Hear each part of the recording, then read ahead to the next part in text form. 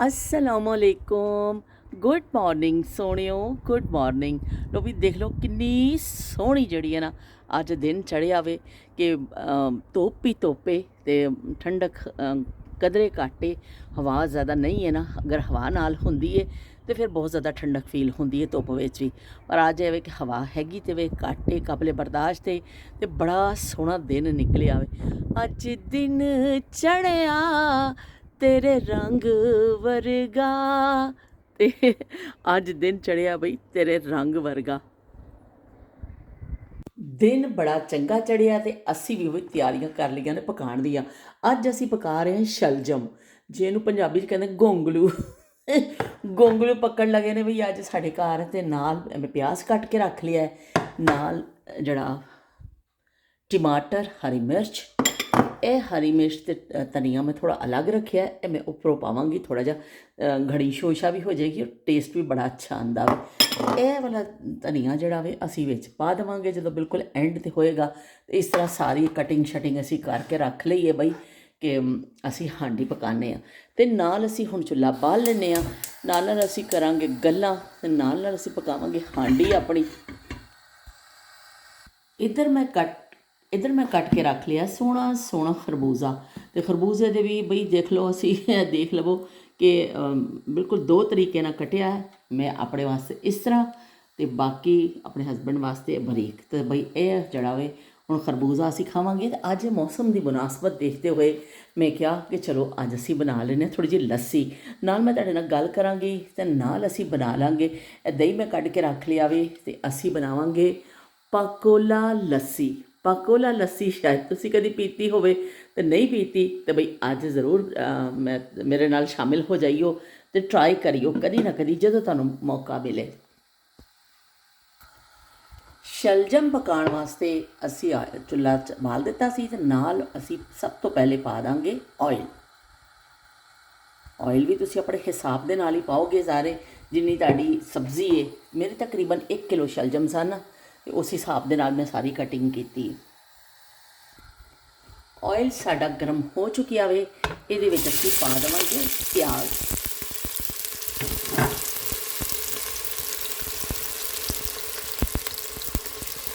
ਪਿਆਜ਼ ਪਾ ਕੇ ਥੋੜ੍ਹਾ ਥੋੜ੍ਹਾ ਇਹਨੂੰ ਹਿਲਾ ਦੇਵਾਂਗੇ ਬਈ ਸੋਹਣੇ ਸੋਹਣੇ ਤਰੀਕੇ ਦੇ ਨਾਲ।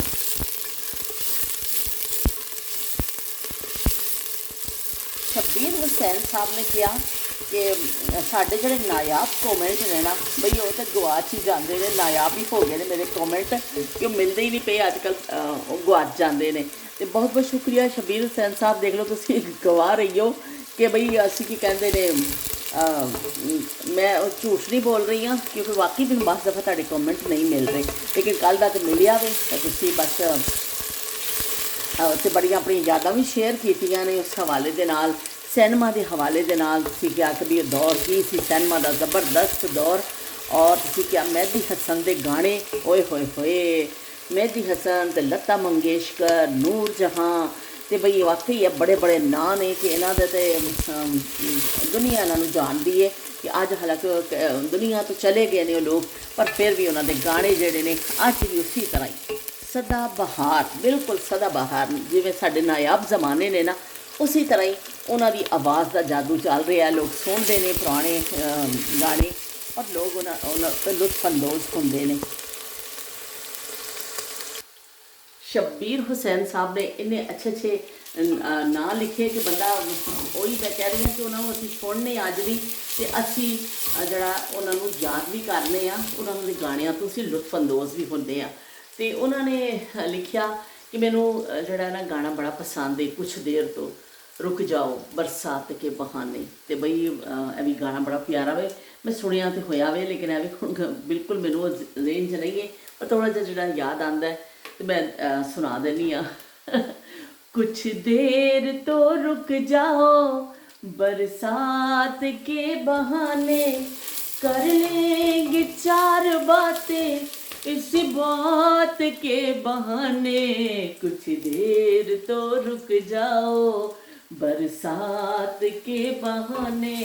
ते लो भी कुछ देर रुक जाओ बरसात के बहाने, ਬਹੁਤੇ ਬਹਾਨੇ ਨਾ ਮਾਰੋ, ਨਾਲ ਨਾਲ ਹਾਂਡੀ ਵੀ ਪਕਾਣੀ ਹੈ ਤੇ ਨਾਲ ਨਾਲ ਸਾਡਾ ਪਿਆਜ਼ ਜਿਹੜਾ ਵੇ ਭੁੱਜਦਾ ਜਾ ਰਿਹਾ ਵੇ। ਅਸੀਂ ਇਹਨੂੰ ਥੋੜ੍ਹਾ ਜਿਹਾ ਹੋਰ ਕਰਾਂਗੇ, ਫਿਰ ਇਹਦੇ ਵਿੱਚ ਬਾਕੀ ਚੀਜ਼ਾਂ ਸ਼ਾਮਿਲ ਕਰਾਂਗੇ। ਪਿਆਜ਼ ਸਾਡਾ ਕਾਫੀ ਹੱਦ ਤੱਕ ਨਰਮ ਹੋ ਚੁੱਕਿਆ ਵੇ ਤੇ ਅਸੀਂ ਇਹਦੇ ਵਿੱਚ ਹੁਣ ਪਾ ਦੇਵਾਂਗੇ ਇਹ ਜਿਹੜੀ ਹਰੀ ਮਿਰਚ ਤੇ ਟਮਾਟਰ।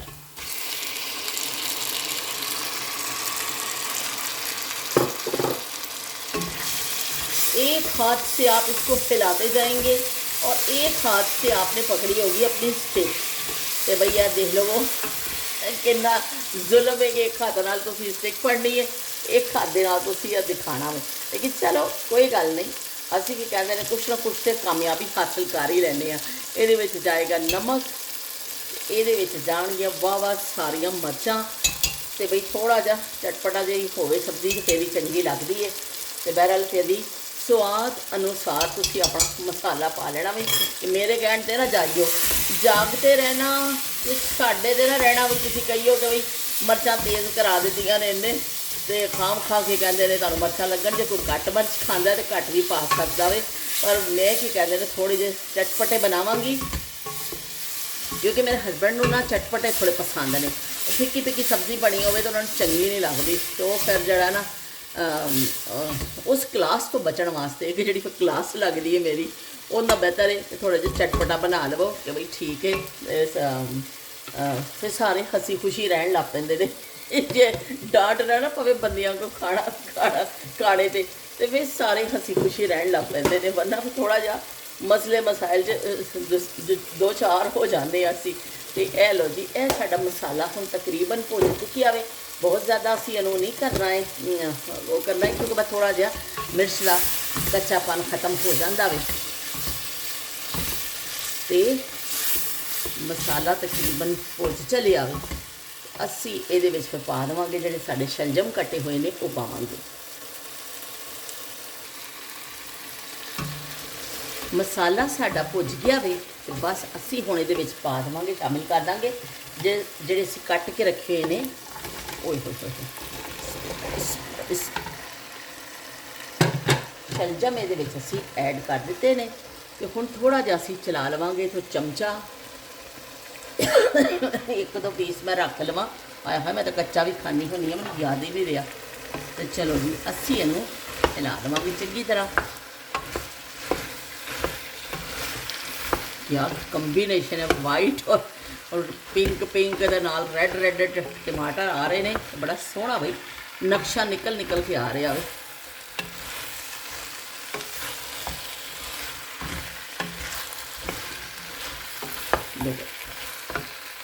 थोड़ा जिहा असीं इहनूं हिलावांगे चंगे तरीके नाल। मैं जरा स्टिक रखांगी तो मैं चंगी तरह इहनूं हिला देवांगी।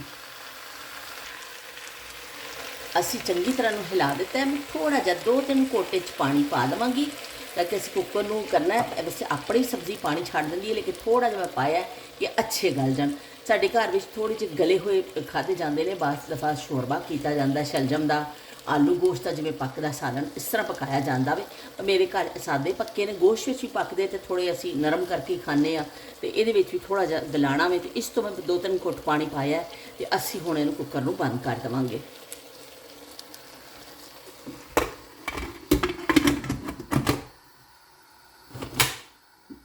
लो जी, असी थोड़ी जी अग की हल्की कर देंगे ताकि हल्की अग ते पक्के ना, फिर सही रहेगा।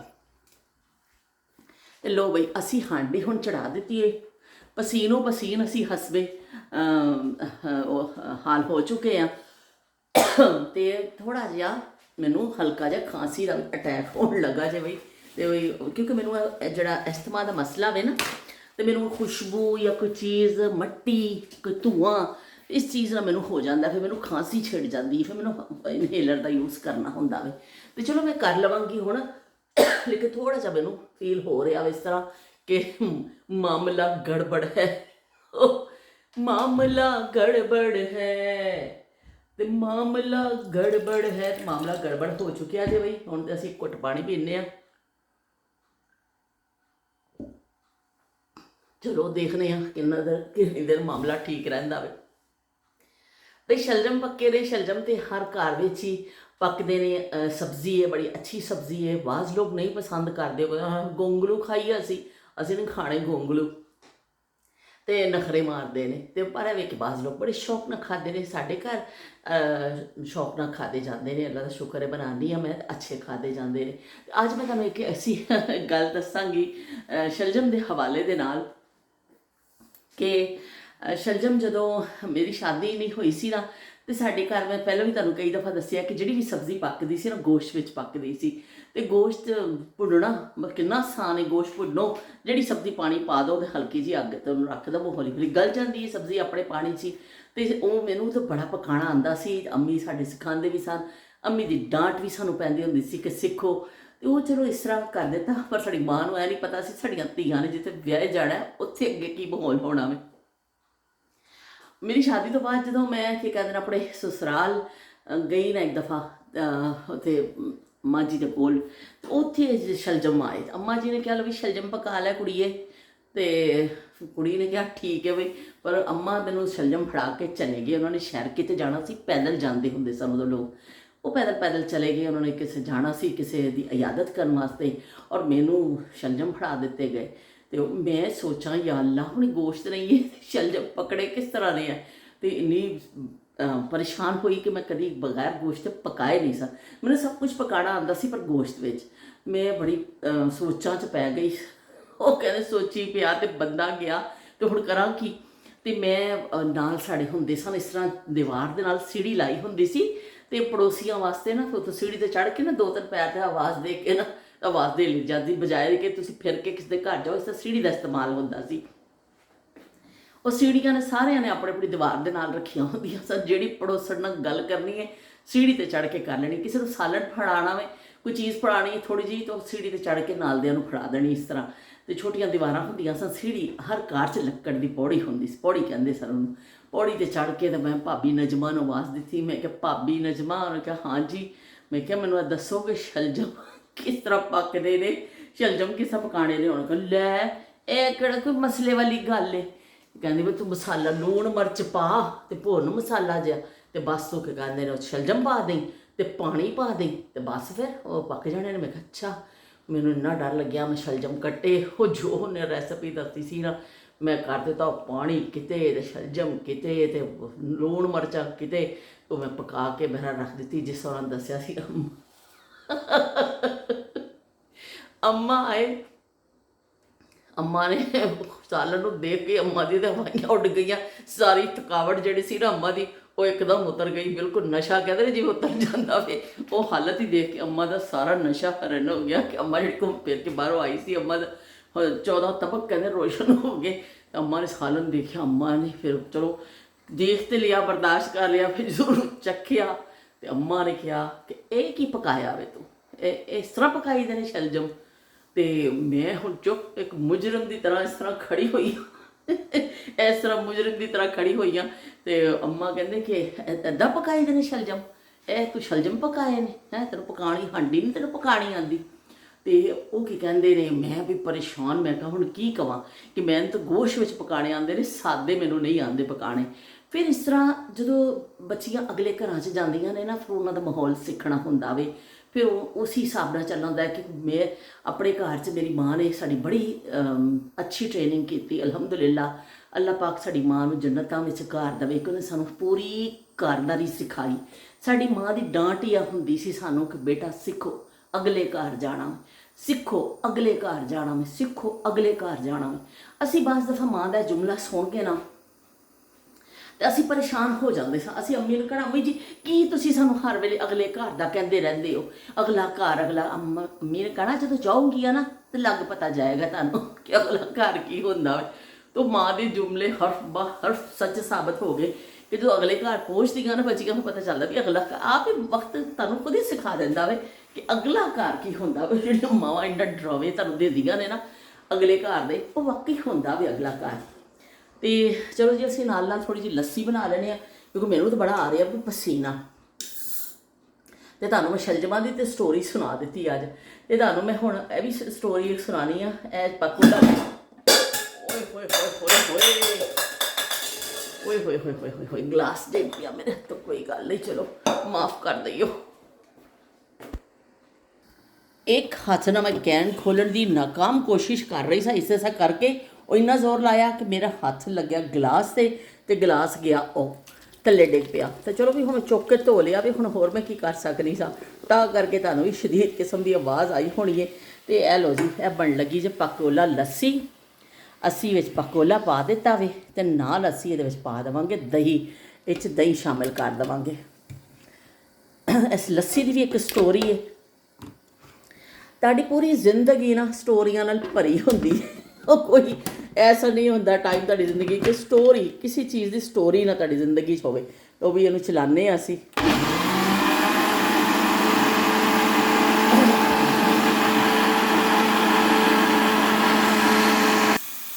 ਪਕੌਲਾ ਲੱਸੀ ਸਾਡੀ ਬਣ ਕੇ ਤਿਆਰ ਹੋ ਚੁੱਕੀ ਹੈ। ਲੋ ਬਈ, ਇੱਕ गिलास ही बनी है और मैं ही पीनी है, और किसी ने पीनी। तो चलो जी, साड़ी लस्सी तैयार है। देख लो,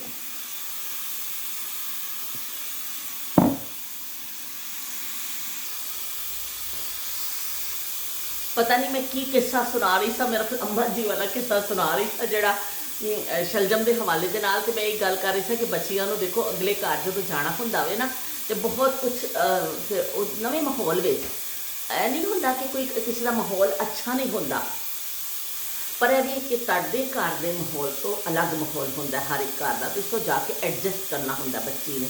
ਤੇ ਫਿਰ ਜਿਹੜੇ ਕੁਝ ਪਰੇਸ਼ਾਨੀਆਂ ਵੀ ਹੁੰਦੀਆਂ ਨੇ, ਕੁਝ ਆਦਤਾਂ ਆਪਣੀਆਂ ਬਦਲਣੀਆਂ ਪੈਂਦੀਆਂ ਨੇ।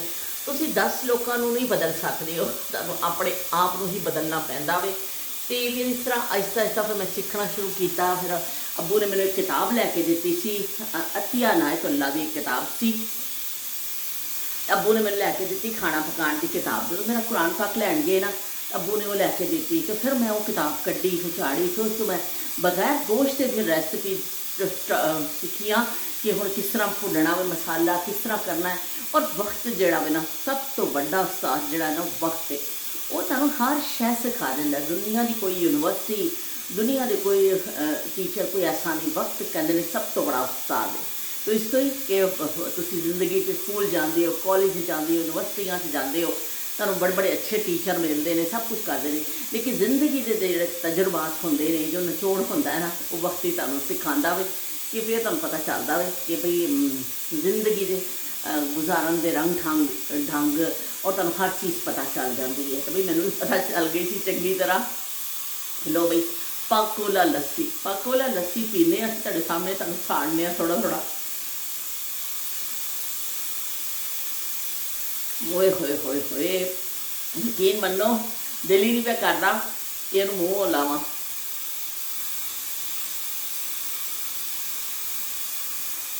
होए होए सदके थीवा लस्सी जिहड़ा ना मैनूं बड़ी पसंद है, बचपन तो पसंद है। एक दिन असीं सिर्फ लस्सी के हवाले नाल गल करांगे, बचपन दी लस्सी दी यादां असीं अपनियां शेयर करांगे। मैनूं लस्सी बेइंतहा पसंद है। वही करी लस्सी के कसीदे असीं फिर किसी दिन पढ़ांगे। मैं अमेरिका गई, मैं 3 दफ़ा गई हाँ अमेरिका। मेरी सिस्टर होंदे ने छोटे उत्थे, उन्हां दे कोल 3 दफ़ा मैं गई हाँ अमेरिका।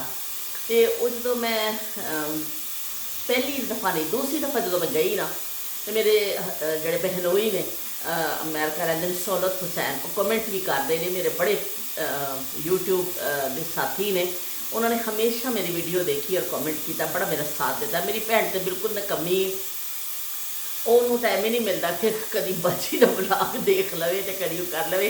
इस सहूलत बेचारे कभी उन्होंने कभी मिस नहीं किया। तो थैंक यू सहूलत। तो सहूलत लैके आए पकौला, तो कहते बाजी अज मैं तुहानूं पकौला लस्सी पिलाना। मैं कहा अच्छा पकौला लस्सी। मैं बड़ी हैरान हुई क्योंकि पकौला ड्रिंक तो असीं पीता ही है कई दफ़ा, लेकिन लस्सी दे उस मैं नहीं पीता सी। सहूलत कहती है बहुत अच्छी बन गई, मैं तुहानूं पिलाना। सहूलत ने खुद बनाई और पिलाई, बस बई। तो उस दिन तो बाद जो ना असी शदाई हो गए इस लस्सी के, क्योंकि मैं वैसे ही लस्सी मैनूं बड़ी चंगी लगती है, पर यह कि मैनूं फ्लेवर भी अच्छा लग्या और टेस्ट। तो असी फिर पीती। तो सहूलत बहुत बहुत शुक्रिया सहूलत। मैनूं पता सहूलत ने यह वाला भी ब्लॉग देखना ही देखना वा। होए होए होए, कभी तुसीं बना के ट्राई जरूर करियो। तो इस तरह बड़ा चंगा लग्या मैनूं सहूलत। इस तरह मैं फिर कभी पकौला आंदा है ना, ਪਕੌਲਾ ਇੱਥੇ ਘੱਟ ਮਿਲਦਾ ਵੇ, ਜਿੱਦਾਂ ਏਸ਼ੀਅਨ ਸਟੋਰ 'ਤੇ ਜਦੋਂ ਮਿਲ ਜਾਂਦਾ ਫਿਰ ਅਸੀਂ ਚੁੱਕ ਲੈਂਦੇ ਹਾਂ। ਮਜ਼ੇ ਦੀ ਗੱਲ ਹੈ ਕਿ ਯੂਸਫ ਵੀ ਸ਼ੌਕ ਨਾਲ ਪੀਂਦਾ ਸੀ, ਅਤੇ ਜਿਹੜਾ ਰਾਫੇ ਨੂੰ ਵੀ ਚੰਗਾ ਲੱਗਦਾ ਵੇ। ਇਸ ਤੋਂ ਮੇਰੀ ਡਿਊਟੀ ਹੁਣ ਖਤਮ ਹੋ ਗਈ ਹੈ। ਜਿਸ ਦਿਨ ਰਾਫੇ ਲੈ ਕੇ ਆਉਂਦਾ ਨਾ, ਮਿਲ ਜਾਂਦਾ ਉੱਥੋਂ ਆਇਆ ਹੁੰਦਾ ਏਸ਼ੀਅਨ ਸਟੋਰ 'ਤੇ ਆ ਜਾਂਦਾ, ਅਤੇ ਮੈਨੂੰ ਵੀ 2-3 ਪੈਗ ਮਿਲ ਜਾਂਦੇ ਨੇ। ਮੈਨੂੰ ਵੀ ਪੈਗ ਵਾਲੇ ਹਿਸਾਬ ਹੈ, 2-3 ਪੈਗ ਮੈਨੂੰ ਵੀ ਮਿਲ ਜਾਂਦੇ ਨੇ, ਅਸੀਂ ਜਿਹੜਾ ਨਾ ਬਣਾ ਲੈਂਦੇ ਲੱਸੀ ਆ ਵੈਸੇ। ਲੇਕਿਨ ਹੁਣ ਮੈਨੂੰ ਜਦੋਂ ਦੀ ਮੈਂ ਪਕੌੜਾ ਲੱਸੀ ਪੀਤੀ ਹੈ ਨਾ, ਮੈਂ ਲੱਸੀ 'ਚ ਹੀ ਬਣਾਉਣੀ ਹੈ, ਉਹਨੂੰ ਦੁੱਧ 'ਚ ਹੀ ਪਾ ਕੇ ਲੋਕ ਪੀਂਦੇ ਨੇ, ਦੁੱਧ ਸੋਡਾ ਬਣਾ ਕੇ। ਲੋ ਜੀ, ਇਹ ਲੱਸੀ ਦੇ ਹਵਾਲੇ ਨਾਲ ਯਾਦਗਾਰ ਸੀ। ਇੱਥੇ ਸਾਡੇ ਸ਼ਲਜਮ ਪੱਕਦੇ ਪਏ ਨੇ, ਅਤੇ ਤੁਹਾਨੂੰ ਮੈਂ ਆਪਣੀ ਸਟੋਰੀ ਸ਼ਲਜਮਾਂ ਵਾਲੀ ਵੀ ਸੁਣਾ ਦਿੱਤੀ ਕਿ ਕਿਸ ਤਰ੍ਹਾਂ ਸ਼ਲਜਮ ਮੈਂ ਬਣਾਏ, ਅਤੇ ਮੈਨੂੰ ਡਾਂਟ ਪਈ ਪਹਿਲੀ ਵਾਰੀ। ਤੇ कोई गल नहीं भाई, वक्त तो गुजर ही जाता है, जैसा भी हो गुजर ही जाता है। तो इस तरह सिनेमा के हवाले के नाल तुहाडे सारे जिहड़े मैं कीते, सब के बड़े अच्छे अच्छे कॉमेंट आए, और बड़े सब ने अपनी यादां शबीर हुसैन का तो मैं दस ही दिता, उन्होंने गाना भी। बाकी शील ने भी लिखा कि बाजी ब्लैक एंड वाइट सिनेमा और मूवीज़ के बड़िया वाकई चंगियां यादगार हो चीज़ां ने, शाहकार चीज़ां ने। उन्होंने कहा मैं बहुत पुरानी नहीं हाँ, मैं कुछ नवे दौर की हाँ, ऐसी नहीं है कोई तुहाडे जिन्नी पुरानी कदीम शै नहीं हाँ, मैं थोड़ी जी नवी शै वा। पर ये कि मैनू चंगा लगता वे ब्लैक एंड वाइट फिल्मां देखनियां, पुराने गाने सुनना, पुरानियां गल्लां सुननियां, मैनू बड़ा पसंद है सब कुछ। इस तो मैं देखती रहनी हाँ। तो बहुत शुक्रिया शेर तुहाडा कि तुसीं अपनी यादां शेयर कीतियां कि तुसीं ब्लैक एंड वाइट सिनेमा और मूवीज़ दे तुसीं दीवाने हो। तो उस तो बाद शील ने कहा कि मेरे अबू जी जड़े ने, मेरे फादर जड़े ने, वो देव आनंद दे बड़े बई बहुत बड़े उन्होंने उन्होंने पसंद करते हैं, फैन ने। तो उन्होंने इन्नी पसंद है उन्होंने अदाकारी, और बड़ा वो पसंद करते हैं, बड़ा लव करते हैं उन्होंने नाल। तो बई बड़े स्टार्स दे यही होंगे कि स्टार्स के पिछे ना लोग पागल होंगे हैं कि वैसा हेयर स्टाइल, वैसे कपड़े, वैसा डायलॉग डिलीवरी, लोग बोलना भी करते हैं। तो इस तरह वाकई इस तरह यह चीज़ां हैगियां ने। तो उन्होंने अपने वालिद का दसिया, एक उन्होंने गाना भी लिखिया कि जब बहार आई तो मुझे याद आए। तो उन्होंने वो गाना लिखा कि यह गाना बड़ा चंगा है। तो शील, अगर मैं गाना सुनिया होंदा ना, यकीन मनो तो मैं तुहानूं जरूर गुनगुना के सुना देंगी कि अगर मैं सुनिया होंदा, लेकिन मैं सुनिया नहीं है कभी वो गाना। तो इस तो मैनू बिल्कुल अंदाज़ा नहीं कि तर्ज की है। बहरहाल अच्छा ही होएगा गाना जो तुहानूं इन्ना पसंद है, और तुसीं लिखिया भी अपनी चॉइस लिखी है गाने के हवाले के नाल, तो अच्छा ही होएगा यकीनन। तो इस तरह तुसीं सारिਆਂ ने अपनियां यादां ਉਹਦੇ हिसाब नाल शेयर कीतियां। तो बाकी गपशप ने लिखा भी तुसीं तरबूज के हवाले नाल तो बड़ी चंगी गल कीती है। तरबूज के हवाले नाल तो मानना मैं हैरान रह गई कि मैं किहड़ी चंगी गल कीती है, मैनूं दस ते दवो, मैं तो इन्नियां गल्लां करदी हाँ मैनूं याद ही नहीं मैं किहड़ी इन्नी चंगी गल कर दी कि जिहड़ी उन्होंने अच्छी लगी। तो उन्होंने कहा कि मैनूं बड़ा पसंद आई है गल। नहीं समझ नहीं आ रही, बाहरों एक जगह तो धुआं जा नज़र आ रहा है, की चक्कर है, की ये गाड़ी तो कितों निकल रहा है, की है शायद गाड़ी तो निकल रहा है, कोई सर्विस वगैरह हो रही है कोई। तो इस तरह के कहते हैं बहुत हो गया। और सब तो बड़ा गपशप ने लिखा, मैं क्या तुम तरबूज, बहुत बहुत शुक्रिया भी तरबूज के हवाले ना तुहानूं कोई गल याद अच्छी लग गई मेरी, तो बहुत शुक्रिया। तो तरबूज जो कटिया जाता सी ना, उदों ऐ सियाणे कहते होंदे सन कि तरबूज सिर्फ खाधा जाता ना 3 चीज़ां रजदियां ने। इंसान खाते सन तरबूज, तो जोड़े बी होंगे सन काले काले, वो कट के जिवें सुट दिते जाते सन, तो वह खा जाती सन मुर्गियाँ। घर च मुर्गियाँ पालियां होंदियां सन, फटाफट ठूंगे मार के मुर्गियाँ खा जांदियां सन तरबूज के बीज। तो जोड़े उसका छिलका होंदा सी, वह मझां गावां नूं पा दिता जांदा सी, तो जानवरों का भी राज हो जाता सी। तो इस तरबूज बड़ी बई कोई आला किस्म का फ्रूट है। तो इन्ने लोग जानवर भी शौक नाल खांदे ने, इंसान भी, तो मुर्गियाँ भी चुग लैंदियां ने बी, तो बड़ी जबरदस्त जिहड़ा ना फ्रूट है। तो इस हवाले के नाल असीं गल कर ली, पर सब सारिਆਂ ਦੇ कॉमेंट अच्छे। उस्मा का तो अज आया ही नहीं कॉमेंट। तो एक मैनू कॉमेंट आया मक्का तो कॉमेंट आया, परसों भी आया सी, मैं ना लेना उन्होंने भुल गई, मनजा। उन्होंने कहा कि मक्का तो तुहानूं जिहड़ा ना बड़ी नेक तमन्नावां भेजने आ, ते बड़ा उन्होंने किया। तो मैं बड़ी खुश हुई, मैं कहा होए अल्लाह के घर तो ਰਹਿੰਦੇ ਨੇ ਉੱਥੇ, ਤੇ ਉਹਨਾਂ ਨੇ ਕਮੈਂਟ ਭੇਜਿਆ ਤੇ ਮੈਂ ਬੜੀ ਖੁਸ਼ ਹੋ ਗਈ। ਯਕੀਨ ਮੰਨੋ ਤੁਹਾਡਾ ਕਮੈਂਟ ਦਾ ਬੜਾ ਸ਼ੁਕਰੀਆ। ਕੱਲ੍ਹ ਉਹਨਾਂ ਨੇ ਦੁਬਾਰਾ ਕਮੈਂਟ ਕੀਤਾ ਤੇ ਬਈ ਦਿਲ ਜਿਹੜਾ ਗਾਰਡਨ ਹੋ ਗਿਆ ਕਿ ਬਈ ਉੱਥੋਂ ਵੀ ਕਮੈਂਟ ਆ ਗਿਆ ਤੇ ਮੈਨੂੰ ਬੜਾ ਹੀ ਚੰਗਾ ਲੱਗਿਆ। ਮੱਕਾ ਪੜ੍ਹ ਕੇ ਨਾ ਮੈਨੂੰ ਬਹੁਤ ਚੰਗਾ ਲੱਗਿਆ ਤੇ ਤੁਸੀਂ ਬੜਾ ਪਿਆਰ ਦਿੱਤਾ ਮੈਨੂੰ, ਤੁਹਾਡਾ ਬਹੁਤ ਬਹੁਤ ਸ਼ੁਕਰੀਆ ਕਿ ਤੁਸੀਂ ਦੁਬਾਰਾ ਕਮੈਂਟ ਕੀਤਾ। ਹਾਲਾਂਕਿ ਮੈਂ ਤੁਹਾਡਾ ਨਾਂ ਭੁੱਲ ਗਈ ਸਾਂ, ਮਨੱਜ਼ਾ ਫਰੈਰੀ, ਕਿ ਫਿਰ ਮੈਨੂੰ ਮਾफ़ ਕਰ ਦਿਓ ਅਗਰ ਮੈਂ ਕਦੀ ਕਿਸੇ ਦਾ ਨਾਂ ਭੁੱਲ ਜਾਇਆ ਕਰਾਂ ਤਾਂ ਮੈਨੂੰ ਮਾफ़ ਕਰ ਦਿਆ ਕਰੋ। ਬਈ ਹੁਣ ਇਹਨੂੰ ਕਿ ਮੈਂ ਕਰ ਦੇਵਾਂ ਬੰਦ, ਪਤਾ ਚੱਲੇ ਕਿ ਇਹ ਫਿਰ ਇਹ ਸੜ ਕੇ ਸੁਆਹ ਹੋ ਜਾਵੇ। ਅੱਗੇ ਮੈਂ ਗਲਾਸ ਥੱਲੇ ਸੁੱਟ ਦਿੱਤਾ ਵੇ, ਹੁਣ ਮੇਰੀ ਹਾਂਡੀ ਸੜ ਜਾਵੇ ਤੇ ਉਹ ਜਿਹੜਾ ਕੀਤੀ ਕਰਾਈ ਮੇਰੀ ਖੇਚ ਹੀ ਨਾ ਪੈ ਜਾਵੇ। ਤੇ ਇਸ ਤਰ੍ਹਾਂ ਜਿਹੜਾ ਨਾ ਉਹਦੇ ਹਵਾਲੇ ਦੇ ਨਾਲ ਮੈਨੂੰ ਖਾਂਸੀ ਰਹੇਗੀ। ਹੁਣ ਮੇਰਾ ਇੱਕ ਦਫਾ ਛਿੜ ਗਈ ਹੈ ਨਾ, ਤੇ ਮੈਂ ਫਿਰ ਤੁਹਾਨੂੰ ਮਾਜ਼ਰਤ ਚਾਹੁੰਦੀ ਹਾਂ, ਬਾਰ ਮੈਨੂੰ ਥੋੜ੍ਹਾ ਜਿਹਾ ਹੋਏਗਾ ਕਿਉਂਕਿ ਮੇਰਾ ਇਨਹੇਲਰ ਤੇ ਹੁਣ ਅੰਦਰ ਪਿਆ ਵੇ, ਅੰਦਰ ਨਹੀਂ ਬਲਕਿ ਉੱਪਰ ਪਿਆ ਵੇ, ਮੈਨੂੰ ਲਿਆਉਣਾ ਪਏਗਾ। ਤੇ ਚਲੋ ਕੋਈ ਨਹੀਂ, ਮੈਂ ਫਿਲਹਾਲ ਇਸ ਤਰ੍ਹਾਂ ਹੀ ਗੱਲ ਕਰਨੀ ਹੈ ਤੁਹਾਡੇ ਨਾਲ। ਤੇ ਸ਼ਮਾ ਨੇ ਜਿਹੜਾ ਕਮੈਂਟ ਕੀਤਾ, ਓਏ ਹੋਏ ਹੋਏ ਬਈ ਸ਼ਮਾ ਨੇ ਤੇ ਬਈ ਐਕਸੀਲੈਂਟ ਤੇ ਬ੍ਰਿਲੀਅੰਟ, ਓਏ ਹੋਏ ਹੋਏ ਮੈਂ ਤੇ ਐਕਸੀਲੈਂਟ ਮਿਲ ਗਏ ਜੀ। ਪੱਪੂ ਪਾਸ ਹੋ ਗਿਆ ਜੇ, ਉਹ ਪੱਪੂ ਪਾਸ ਹੋ ਗਿਆ ਵੇ। ਉਹਨੇ ਕਿਹਾ ਵੀ ਬੜਾ ਜ਼ਬਰਦਸਤ ਤੁਹਾਡਾ ਵਲੌਗ ਸੀ, ਬੜਾ ਮਜ਼ਾ ਆਇਆ, ਅਸੀਂ ਪੁਰਾਣੀਆਂ ਗੱਲਾਂ ਸੁਣੀਆਂ ਫਿਲਮਾਂ ਦੇ ਹਵਾਲੇ ਦੇ ਨਾਲ ਸਭ ਕੁਝ, ਤੇ ਤੁਹਾਡੀ ਸਿੰਗਿੰਗ ਦਾ ਵੀ ਬੜਾ ਮਜ਼ਾ ਆਇਆ ਤੇ ਸਭ ਤੋਂ ਬਹੁਤ ਮੈਨੂੰ ਚੰਗਾ ਲੱਗਿਆ। ਉਹਨਾਂ ਨੇ ਐਕਸੀਲੈਂਟ ਦੇ ਦਿੱਤਾ। ਓਏ ਹੋਏ ਮੈਂ ਐਕਸੀਲੈਂਟ ਮਿਲ ਜਾਏ ਕਿਸੇ ਨੂੰ YouTube ਦੇ ਉੱਤੇ ਤਾਂ ਹੋਰ ਕੀ ਚਾਹੀਦਾ ਵੇ। ਪਾਸਿੰਗ ਮਾਸ ਵੀ ਨਹੀਂ, ਫੇਅਰ ਵੀ ਨਹੀਂ, ਗੁੱਡ ਵੀ ਨਹੀਂ, ਵੈਰੀ ਗੁੱਡ, ਐਕਸੀਲੈਂਟ ਤਾਂ ਸਿੱਧੀ ਗੱਲ ਪਹੁੰਚ ਗਈ ਜੇ। ਬਈ ਦੇਖੋ ਗੱਲ ਵੱਧ ਗਈ ਹੈ, ਮੁਖਤਾਰਿਆਂ ਵਾਲਾ ਹਿਸਾਬ ਹੋ ਗਿਆ ਵੇ ਕਿ ਖਾਸੀ ਮਤਲਬ ਸ਼ਮਾ ਨੇ ਹੌਸਲਾ ਅਫਜ਼ਾਈ ਬਹੁਤ ਹੀ ਜ਼ਿਆਦਾ ਮੇਰੀ ਕਰ ਦਿੱਤੀ ਹੈ। ਬਹੁਤ ਬਹੁਤ ਸ਼ੁਕਰੀਆ ਕਿ ਤੁਸੀਂ ਐਕਸੀਲੈਂਟ ਮੈਨੂੰ ਦਿੱਤਾ ਤੇ ਤੁਹਾਡੀ ਮੁਹੱਬਤਾਂ ਦਾ ਬਹੁਤ ਸ਼ੁਕਰੀਆ। ਤੇ ਇਸ ਤਰ੍ਹਾਂ ਹੀ ਜਿਹੜੇ ਨਸੀਮਾ ਡਾਰ, ਉਹਨਾਂ ਨੇ ਵੀ ਕਿਹਾ ਕਿ ਮੈਨੂੰ ਬੜਾ ਚੰਗੀ ਤੁਹਾਡੇ ਬੜੇ ਅੱਛਾ ਲੱਗਿਆ ਤੁਹਾਡਾ ਵਲੌਗ, ਪੁਰਾਣੇ ਗਾਣੇ ਮੈਨੂੰ ਵੀ ਬੜੇ ਚੰਗੇ ਲੱਗਦੇ ਨੇ ਤੇ ਪੁਰਾਣੇ ਦੌਰ ਤੇ ਉਹ ਫਿਲਮਾਂ, ਓਲਡ ਸਿਨੇਮਾ, ਓਲਡ ਫਿਲਮਾਂ ਜਿਹੜੀਆਂ ਉਹ ਬੜਾ ਅੱਛਾ ਦੌਰ ਸੀ ਤੇ ਮੈਨੂੰ ਬੜਾ ਚੰਗਾ ਲੱਗਿਆ। ਸਿੰਗਿੰਗ ਦੀ ਉਹਨਾਂ ਨੇ ਤਾਰੀਫ ਕੀਤੀ, ਤੁਹਾਡੀ ਸਿੰਗਿੰਗ ਬੜੀ ਚੰਗੀ ਹੈ ਤੇ ਚਲੋ ਵੀ ਬਹੁਤ ਬਹੁਤ ਸ਼ੁਕਰੀਆ। ਤੇ ਉਹਨਾਂ ਨੇ ਲਿਖਿਆ ਕਿ ਮੈਨੂੰ, ਉਹਨਾਂ ਨੇ ਫਿਰ ਆਪਣਾ ਗਾਣਾ ਇੱਕ ਲਿਖਿਆ ਕਿ ਮੈਨੂੰ ਇਹ ਗਾਣਾ ਬੜਾ ਪਸੰਦ ਹੈ ਪੁਰਾਣੇ ਗਾਣਿਆਂ ਵਿੱਚੋਂ, ਤੇ ਉਹ ਗਾਣਾ ਮੈਂ ਥੋੜ੍ਹਾ ਜਿਹਾ ਸੁਣਿਆ ਹੋਇਆ, ਮੇਰੇ ਜ਼ਿਹਨ ਵਿੱਚ ਹੈਗਾ ਵੇ ਤੇ ਨਸੀਮਾ, ਤੇ ਉਹ ਮੈਂ ਫਿਰ ਚਲੋ ਥੋੜ੍ਹਾ ਜਿਹਾ ਗੁਨਗੁਨਾ ਦਿੰਦੀ ਹਾਂ। 100 बरस की जिंदगी में एक पल, 100 बरस की जिंदगी में एक पल, तू अगर कर ले कोई अच्छा अमल, तुझको दुनिया में मिलेगा उसका फल, आज जो कुछ बोएगा काटेगा कल, 100 बरस की जिंदगी में एक पल। तो लो भाई 100 बरस की जिंदगी में एक पल।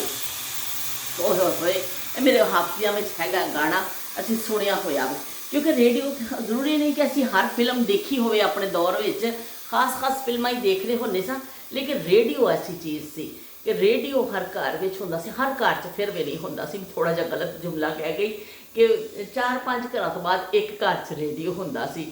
ਤੇ ਬਈ ਉਸ ਰੇਡੀਓ ਨੂੰ ਉਹਦੇ ਲਾੜ ਚੁੱਕੇ ਜਾਂਦੇ ਸਨ, ਉਹਨੂੰ ਸ਼ਹਿਜ਼ਾਦਾ ਬਣਾ ਕੇ ਰੱਖਿਆ ਜਾਂਦਾ ਸੀ।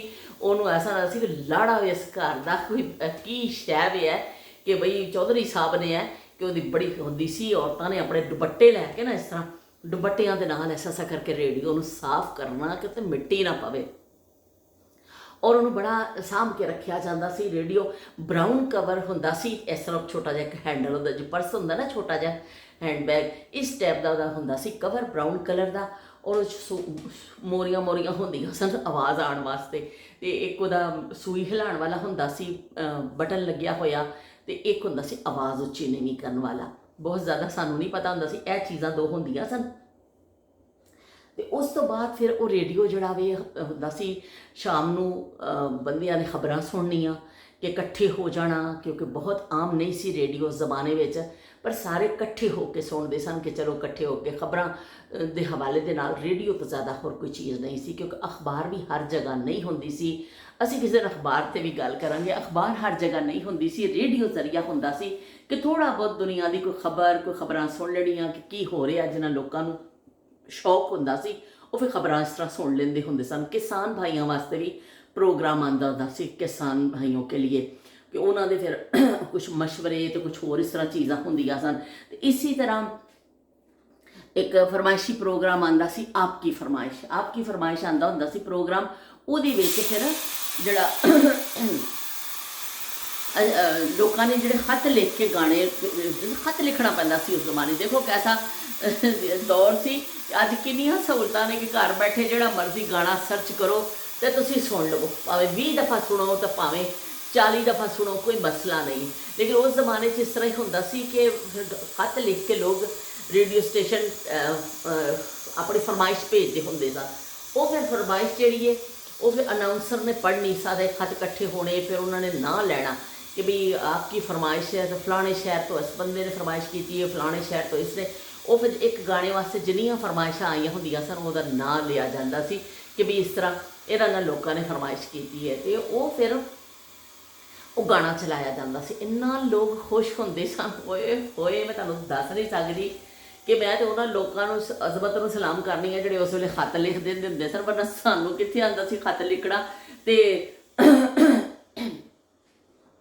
लिखे पढ़े होते अगर तो तुमको खत लिखते, इस खत में तुम्हें हम क्या क्या लिखने के बहाने लिखते। लिखे पढ़े होते अगर तो तुमको खत लिखते। तो भी लिखे पढ़े होंदे तो फिर असी लिखे पढ़े तो सानूं पता ही नहीं सी किस तरह खत लिखी दा, किस तरह रेडियो। उस जमाने जिन्हां लोगों को पता सी वो फिर फरमाइश कर देंदे सन, तो साडे वर्गियां दा भी भला हो जांदा सी कि रेडियो दे आ देख लो भी मेरा हले पिया भी पोची वाला पिया, मैं हर पोची लानी है, इत्थे रखिया सी, हले तुहाडा खिताब करके ना उस तो बाद पोची लावांगी। तो इस तरह फिर रेडियो ते फिर फरमाइश जो हुंदी सी ते वो लोग फिर बड़े खुश हो जाते सन, साढ़े वर्गे भी, कि चलो साड़ी पसंद का गाना आ गया, किसी दूसरे ने फरमाइश की है, कोई गल नहीं, असी तो गाना ही सुनना हुंदा सी। ते इस तरह फिर फौजी भाइयों के लिए आंदा हुंदा सी प्रोग्राम, शाम को आंदा हुंदा सी 6 या 7 बजे कि फौजी भाइयों की फरमाइश। वो फौजी भाइयों की फरमाइश होंदी सी, फौजी भाई जिहड़े फरमाइश करते सन ना, उन्होंने फिर उन्होंने पसंद के नगमे सुनाए जाते सन।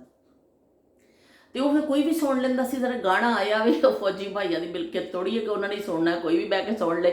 इस तरह आपकी फरमाइश हर एक, कुछ लोग बेचारे मेहनत करते सन लेकिन बाकी सब लोग सुन लेंदे सन। तो इस तरह एक इंडिया तो भी आंदा सी, इंडिया दे भी कैच हो जाता सी, उत्थे भी हुंदा सी इस फरमाइशी गाणियां दा प्रोग्राम। उन्होंने कहते सन गीतमाला या पता नहीं इस तरह कोई ना सी, मैं ना भुल गई हाँ, शायद किसी के ज़हन च होवे तो दसियो। वो फिर आंदा सी ਉਹਦੇ ਵਿੱਚ ਵੀ ਇੰਡੀਅਨ ਗਾਣੇ ਸੁਣਨ ਨੂੰ ਮਿਲਦੇ ਹੁੰਦੇ ਸਨ।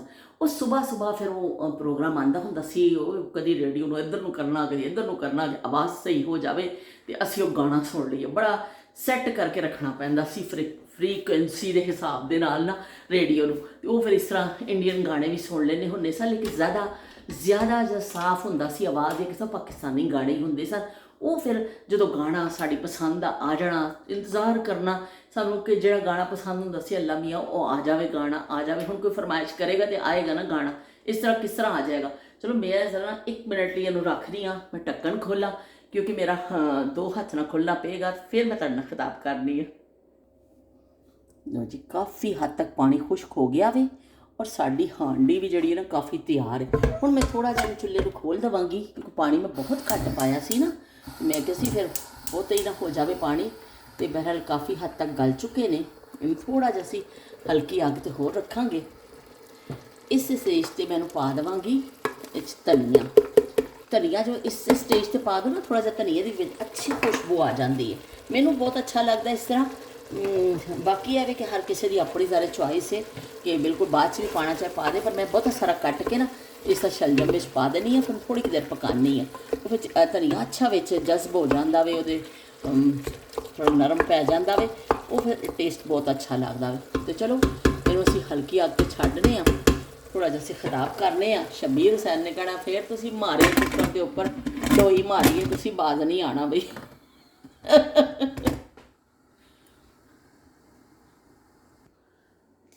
ਚਲੋ ਜੀ, ਅਸੀਂ ਹਲਕੀ ਅੱਗ 'ਤੇ ਰੱਖ ਕੇ ਆ ਗਏ ਹਾਂ ਅਤੇ ਬਾਕੀ ਅਸੀਂ ਰੇਡੀਓ ਕਹਾਣੀ ਕੰਪਲੀਟ ਕਰਨੇ ਆਪਣੀ। ਅਤੇ ਰੇਡੀਓ ਦਾ ਇਸ ਤਰ੍ਹਾਂ ਫਿਰ ਉਹ ਦੌਰ ਚੱਲਦਾ ਰਿਹਾ। ਫਿਰ ਲੋਕ ਆਪਣੇ ਪਸੰਦੀਦਾ ਗਾਣੇ ਲਿਖ ਕੇ ਭੇਜਦੇ ਰਹੇ ਅਤੇ ਅਸੀਂ ਸੁਣ ਲੈਂਦੇ ਹੁੰਦੇ ਸਾਂ। ਸਾਨੂੰ ਲਿਖਣਾ ਨਹੀਂ ਆਉਂਦਾ ਸੀ ਪਰ ਅਸੀਂ ਉਹ ਚੀਜ਼ਾਂ ਸੁਣ ਲੈਂਦੇ ਹੁੰਦੇ ਸਾਂ। ਪਰ ਬੜਾ ਇੰਤਜ਼ਾਰ ਹੁੰਦਾ ਸੀ ਕਿ ਕੋਈ ਗਾਣਾ ਸਾਡੀ ਪਸੰਦ ਦਾ ਆ ਜਾਵੇ।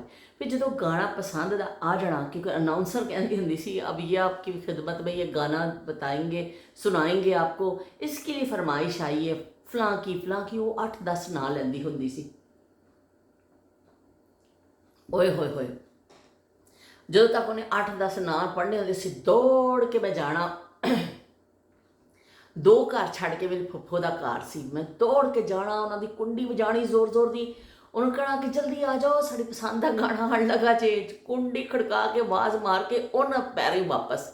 ਅਤੇ ਉਹ ਵੀ ਇੰਤਜ਼ਾਰ 'ਚ ਹੀ ਬੈਠੇ ਹੁੰਦੇ ਸਨ ਕਿ ਬਈ ਸਾਡੀ ਪਸੰਦ। ਉਹ ਵੀ ਦੌੜ ਕੇ ਆ ਜਾਂਦੀਆਂ ਸਨ ਮੇਰੀ ਕਜ਼ਨ। ਅਤੇ ਫਿਰ ਅਸੀਂ ਚੁੱਪ ਕਰਕੇ ਫਿਰ ਜਿਹੜਾ ਵੀ ਸਾਡੀ ਪਸੰਦ ਦਾ ਗਾਣਾ ਹੁੰਦਾ ਸੀ ਅਸੀਂ ਸੁਣਨੇ ਹੁੰਦੇ ਸਾਂ। ਇਸ ਨਾਲ ਅਸੀਂ ਫਿਰ ਪਤਾ ਨਹੀਂ ਹੁਣ ਕਦੋਂ ਸੁਣਨਾ ਹੈ, ਫਿਰ ਕੋਈ ਫਰਮਾਇਸ਼ ਕਰੇਗਾ ਤਾਂ ਅਸੀਂ ਗਾਣਾ ਸੁਣਨਾ ਹੈ ਨਾ। ਇਸ ਤਰ੍ਹਾਂ ਥੋੜ੍ਹੀ ਸੀ ਕਿ ਮਰਜ਼ੀ ਨਾਲ ਜਦੋਂ ਮਰਜ਼ੀ ਤੁਹਾਡੀ ਹੈ ਤਾਂ ਤੁਸੀਂ ਗਾਣਾ ਸੁਣ ਲਓਗੇ। ਅਤੇ ਫਿਰ ਬਾਅਦ ਮਹੀਨਾ ਇੰਤਜ਼ਾਰ ਕਰਨਾ ਪੈਂਦਾ ਸੀ। ਬਾਅਦ ਦਫਾ 15 ਦਿਨ ਬਾਅਦ ਹੀ ਦੁਬਾਰਾ ਕੋਈ ਗਾਣਾ ਬਹੁਤ ਮਕਬੂਲ ਹੁੰਦਾ ਸੀ, ਉਹਦੀ ਫਿਰ ਜਲਦੀ ਵੀ ਫਰਮਾਇਸ਼ ਆ ਜਾਂਦੀ ਸੀ। ਉਹ ਤਾਂ ਫਿਰ ਗਾਣੇ ਦੇ ਉੱਪਰ ਹੁੰਦਾ ਸੀ ਨਾ, ਪਰ ਸਾਨੂੰ ਫਿਰ ਸਾਰੇ ਸੁਣਨ ਨੂੰ ਨਹੀਂ ਮਿਲਦਾ ਸੀ। ਇਸ ਤੋਂ ਫਿਰ ਦੌੜ ਕੇ ਜਾ ਕੇ ਆਪਣੀ ਕਜ਼ਨਸ ਨੂੰ ਵੀ ਬੁਲਾ ਕੇ ਲੈ ਕੇ ਆ ਜਾਣਾ ਕਿ ਛੇਤੀ ਆ ਜਾਓ, ਗਾਣਾ ਆਉਣ ਲੱਗਾ ਸਾਡੀ ਪਸੰਦ ਦਾ। ਅਤੇ ਬੰਦਿਆਂ ਨੇ ਸੁਣਨਾ ਖਬਰਾਂ, BBC ਦੀ ਖਬਰਾਂ ਹੁੰਦੀਆਂ ਸਨ। ਅਤੇ ਉਹ ਰਾਤ ਨੂੰ ਮੈਨੂੰ ਯਾਦ ਹੈ ਕਿ ਮੇਰਾ ਅੱਬੂ ਨੇ ਲਾਣਾ ਜਦੋਂ ਰੇਡੀਓ, ਸਾਡੇ ਸਾਰੇ ਮੁਹੱਲੇ 'ਚੋਂ ਜਿਹੜਾ ਨਾ ਸਾਰੇ ਮੇਰੇ ਫੁੱਫਾ ਜੀ ਦੋਨੋਂ, ਸਾਡੇ ਹੋਰ ਖਾਲਾ ਫਾਤਮਾ ਜਿਹੜੇ ਅੱਲਾ ਜੰਨਤ ਨਸੀਬ ਕਰੇ, ਉਹਨਾਂ ਦੇ ਹਸਬੈਂਡ ਹੁੰਦੇ ਸਨ, ਉਹ ਸਾਰੇ ਮੇਰੇ 2-4 ਅੱਬੂ ਦੇ 2 ਸਾਰੇ ਇਕੱਠੇ ਹੋ ਕੇ ਖਬਰਾਂ ਸੁਣਦੇ ਹੁੰਦੇ ਸਨ ਕਿ ਬਈ ਇਕੱਠੇ ਹੋ ਕੇ ਖਬਰਾਂ ਸੁਣੀਆਂ ਜਾ ਕੇ ਉੱਥੇ। ਇਹ ਖਬਰਾਂ ਸੁਣਨੀਆਂ। ਇਤਵਾਰ ਵਾਲੇ ਦਿਨ ਇੱਕ ਡਰਾਮਾ ਆਉਂਦਾ ਹੁੰਦਾ ਸੀ, ਹਾਮਿਦ ਮੀਆਂ ਕੇ ਹਾਂ ਦਾ ਸਵੇਰੇ ਉੱਠ ਕੇ ਚਾਹ ਚੜ੍ਹ ਜਾਣੇ ਕਿ ਡਰਾਮਾ ਇੱਕ ਰਾਤ ਨੂੰ ਵੀ ਆਉਂਦਾ ਸੀ, ਹਫਤੇ ਦੀ ਰਾਤ ਨੂੰ। ਇੰਨੀ ਖਾਮੋਸ਼ੀ ਦੇ ਨਾਲ ਉਹ ਡਰਾਮਾ ਸੁਣਿਆ ਜਾਂਦਾ ਸੀ ਨਾ ਕਿ ਬਈ ਉਹ ਇੱਕ ਡਾਇਲੋਗ ਸੁਣਿਆ। ਦੇਖਣ ਦੀ ਤਾਂ ਉਹ 'ਚ ਗੱਲ ਕੋਈ ਹੁੰਦੀ ਨਹੀਂ ਸੀ ਰੇਡੀਓ ਵਿੱਚ, ਉਹ 'ਚ ਸੁਣਨ ਵਾਲੀ ਹੁੰਦੀ ਸੀ। ਖਾਮੋਸ਼ੀ ਨਾਲ ਅੱਬੂ ਨੇ ਲਾ ਕੇ ਬਸ ਰੇਡੀਓ ਰੱਖ ਦੇਣਾ ਅਤੇ ਬਸ ਬਈ ਸਭ ਚੁੱਪ ਕਰਕੇ ਸੁਣਦੇ ਹੁੰਦੇ ਸਨ, ਕਿਸੇ ਨੇ ਆਵਾਜ਼ ਨਹੀਂ ਕੱਢਣੀ ਵਿੱਚੋਂ। ਅਤੇ ਸਭ ਨੇ ਡਰਾਮਾ ਸੁਣਨਾ। ਉਹ ਫਿਰ ਡਰਾਮਾ ਇਸ ਤਰ੍ਹਾਂ ਸੁਣਦੇ ਹੁੰਦੇ ਸਨ। ਫਿਰ ਖੇਤ ਵਿੱਚ ਜੇ ਬੰਦਾ ਕੰਮ ਕਰ ਰਿਹਾ, ਉਹ ਖੇਤ ਵਿੱਚ ਆਪਣਾ ਰੇਡੀਓ ਉਹਨੇ ਰੱਖਿਆ ਇੱਕ ਪਾਸੇ ਅਤੇ ਨਾਲ ਆਪਣਾ ਵਾਹੀ ਕਰਦਾ। ਜੇ ਕੋਈ ਸਾਈਕਲ 'ਤੇ ਜਾਂਦਾ ਪਿਆ, ਉਹਨੇ ਸਾਈਕਲ ਦੇ ਉੱਤੇ ਟੰਗਿਆ ਹੋਇਆ ਰੇਡੀਓ ਅਤੇ ਗਾਣੇ ਸੁਣਦਾ ਹੋਇਆ ਜਾ ਰਿਹਾ, ਨੂਰ ਜਹਾਂ ਦੇ ਗਾਣੇ। ਇਸ ਤਰ੍ਹਾਂ ਸ਼ਬੀਰ ਹੁਸੈਨ ਸਾਹਿਬ ਨੇ ਵੀ ਕਿਹਾ ਨਾ ਕਿ ਮੈਨੂੰ ਗਾਣਾ ਬੜਾ ਚੰਗਾ ਲੱਗਦਾ ਹੈ ਨੂਰ ਜਹਾਂ ਦਾ। ਜਦੋਂ ਹੌਲੀ ਜਿਹੀ ਲੈਣਾ ਮੇਰਾ ਨਾਂ, ਜਦੋਂ ਹੌਲੀ ਜਿਹੀ ਲੈਣਾ ਮੇਰਾ ਨਾਂ, ਮੈਂ ਥਾਂ ਮਰ ਜਾਨੀਆਂ, ਹਾਏ ਮੈਂ ਥਾਂ ਮਰ ਜਾਨੀਆਂ। ਹਾਏ ਵੇ ਜਦੋਂ ਹੌਲੀ ਜਿਹੀ ਲੈਣਾ ਮੇਰਾ ਨਾਂ। ਅਤੇ ਲੋ ਵੀ ਜਦੋਂ ਹੌਲੀ ਜਿਹੀ ਲੈਣਾ ਮੇਰਾ ਨਾਂ। ਅਤੇ ਇਸ ਤਰ੍ਹਾਂ ਲੋਕ ਸੁਣਦੇ ਹੁੰਦੇ ਸਨ ਸਾਈਕਲ ਦੇ ਉੱਪਰ ਲਾ ਕੇ ਅਤੇ ਉਹਨੂੰ ਜਾਣਾ। ਅਤੇ ਲੋਕਾਂ ਨੇ ਸੁਣਨਾ, ਖੇਤ 'ਚ ਕੰਮ ਕਰ ਰਹੇ ਨੇ ਤਾਂ ਲੋਕ ਸੁਣ ਰਹੇ ਨੇ, ਕਿਤੇ ਵੀ ਨਾ। ਪਰ ਰੇਡੀਓ ਜਿਹੜਾ ਬੜਾ ਮਕਬੂਲ ਸੀ ਆਪਣੇ ਦੌਰ ਦੀ ਇੱਕ, ਮੈਂ ਕਹਿੰਦੀ ਹਾਂ ਪਤਾ ਨਹੀਂ ਕੀ ਸ਼ੈ ਸੀ, ਮੈਨੂੰ ਹੁਣ ਸਮਝ ਨਹੀਂ ਆਉਂਦੀ ਉਹ ਕੀ ਸ਼ੈ ਸੀ। ਪਰ ਇਹਦੇ ਕਿ ਰੇਡੀਓ ਦੇ ਦੀਵਾਨਾ ਸੀ ਦੁਨੀਆ, ਕਿ ਉਸ ਤੋਂ ਸਿਵਾ ਗਾਣਾ ਸੁਣਨ ਦਾ ਹੋਰ ਕੋਈ ਜ਼ਰੀਆ ਨਹੀਂ ਹੁੰਦਾ ਸੀ। ਜਾਂ ਤਾਂ ਜਾ ਕੇ ਫਿਲਮ ਦੇਖੋ ਅਤੇ ਜਾਂ ਫਿਰ ਸੁਣੋ। ਹਾਮਿਦ ਮੀਆਂ ਕੇ ਹਾਂ ਦੀ ਵੀ ਇੰਨੀ ਤਿਆਰੀ ਹੁੰਦੀ ਸੀ, ਸਿਰੇ ਸੀ ਉੱਠ ਜਾਣਾ। ਅੱਬੂ ਨੇ ਕਹਿਣਾ ਛੇਤੀ ਕਰੋ, ਕੀ ਕਹਿੰਦੇ ਨੇ ਉਹ ਆਉਣ ਵਾਲਾ ਹਾਮਿਦ ਮੀਆਂ ਕੇ ਹਾਂ। ਅਤੇ ਅਸੀਂ ਜਲਦੀ ਨਾਸ਼ਤਾ ਕਰਨਾ ਕਿ ਅਸੀਂ ਫਟਾਫਟ ਕੰਮ ਨਾਸ਼ਤੇ ਦਾ ਨਿਪਟਾ ਦਈਏ ਕਿ ਹਾਮਿਦ ਮੀਆਂ ਕੇ ਹਾਂ ਸੁਣਨਾ ਵੇ। ਇੰਨਾ ਸ਼ੌਕ ਹੁੰਦਾ ਸੀ ਲੋਕਾਂ ਨੂੰ ਰੇਡੀਓ ਦਾ। ਅਤੇ ਰੇਡੀਓ ਜਿਹੜੀ ਹੈ ਉਹ ਕੀ ਕਹਿੰਦੇ ਨੇ ਬਹੁਤ ਇਹਦੇ 'ਤੇ ਵੀ ਇੰਨੀ ਗੱਲ ਕੀਤੀ ਜਾ ਸਕਦੀ ਹੈ ਰੇਡੀਓ ਦੇ ਹਵਾਲੇ ਦੇ ਨਾਲ, ਬਹੁਤ ਜ਼ਿਆਦਾ। ਪਰ ਅਸੀਂ ਚਲੋ ਨਾਲ ਫਿਰ ਅਸੀਂ ਇਹਦੇ ਕਰਦੇ ਰਹਾਂਗੇ।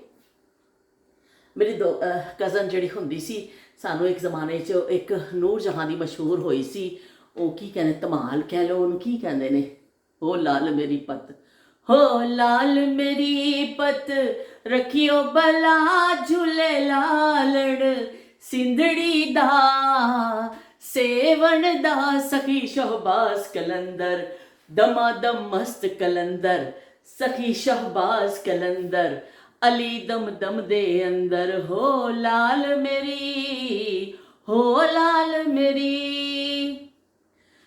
उच्चा रोजा पीरा तेरा, उच्चा रोजा पीरा तेरा, नाल वगे दरी याओ बला झूले लालण सिंधड़ी दा, सेवन दा सही शहबाज कलंदर, दमादम मस्त कलंदर, सही शहबाज कलंदर, अली दम दम दे अंदर, हो लाल मेरी, हो लाल मेरी। ओए होए होए, ਇਹ ਸਾਨੂੰ ਇੰਨਾ ਪਸੰਦ ਹੁੰਦਾ ਸੀ ਨਾ।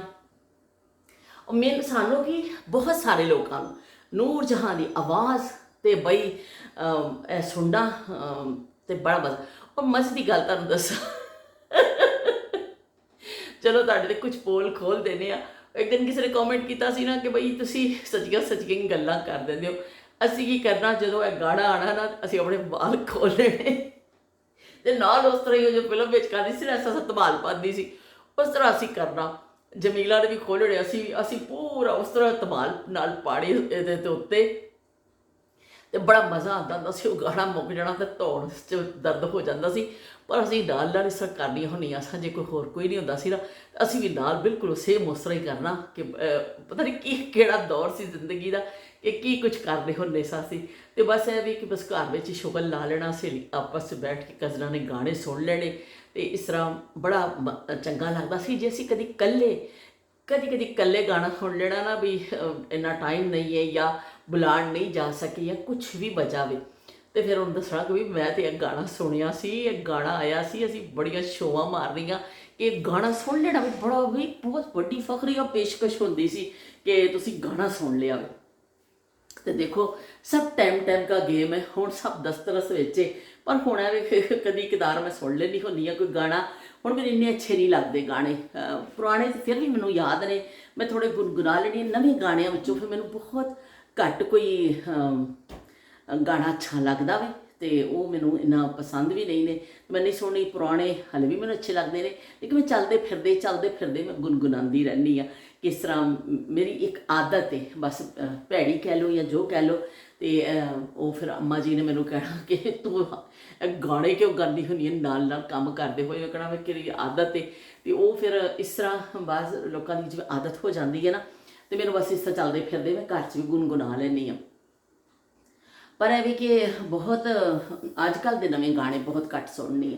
ਕੋਈ ਗਾਣਾ ਮੈਨੂੰ ਬੜਾ ਚੰਗਾ ਲੱਗ ਜਾਂਦਾ ਵੇ, ਤੇ ਫਿਰ ਉਹ ਮੈਂ ਸੁਣਨੀ ਆ।